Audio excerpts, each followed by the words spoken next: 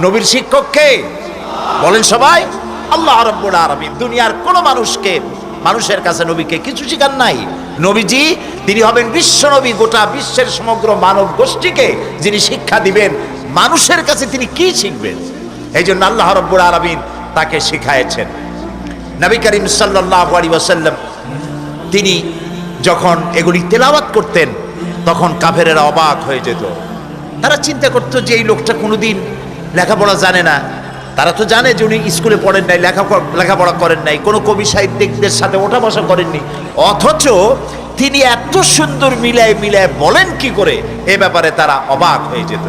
তারা বলতো মুহাম্মদ সাল্লাল্লাহু আলাইহি সাল্লাম কোন ফাঁকে ফাঁকে যেন কবি হয়ে গেছে।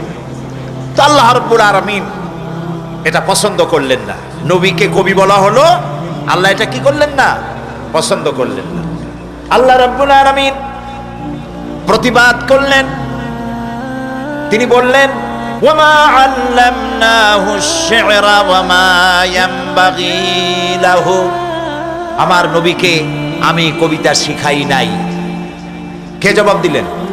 আমি আমার নবীকে কবিতা শিখাই নাই। আর কবিত্ব আমার নবীর জন্য শোভনীয় নয়। চিন্তা করেছেন? ভালো করে চিন্তা করেন।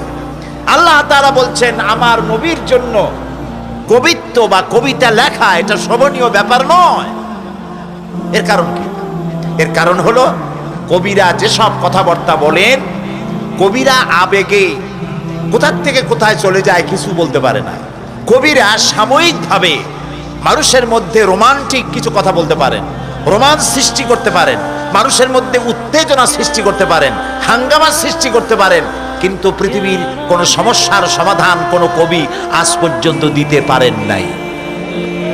সেই কবি হোমার থেকে শুরু করে আজ পর্যন্ত যত কবি পৃথিবীতে এসেছেন, প্রত্যেক কবি তার নিজস্ব পরিমণ্ডলে নারী নিয়ে, মানুষ নিয়ে নানান কবিতা লিখে মানুষকে মুগ্ধ করেছে, কিন্তু মানুষের সমস্যার সমাধান তারা করতে পারেননি, আর পারবেনও না। কারণ কবিরা আবেগপ্রবণ হন, আবেগে এমন সব কথা বলেন বাস্তবতার সাথে যার কোনো মিল নাই।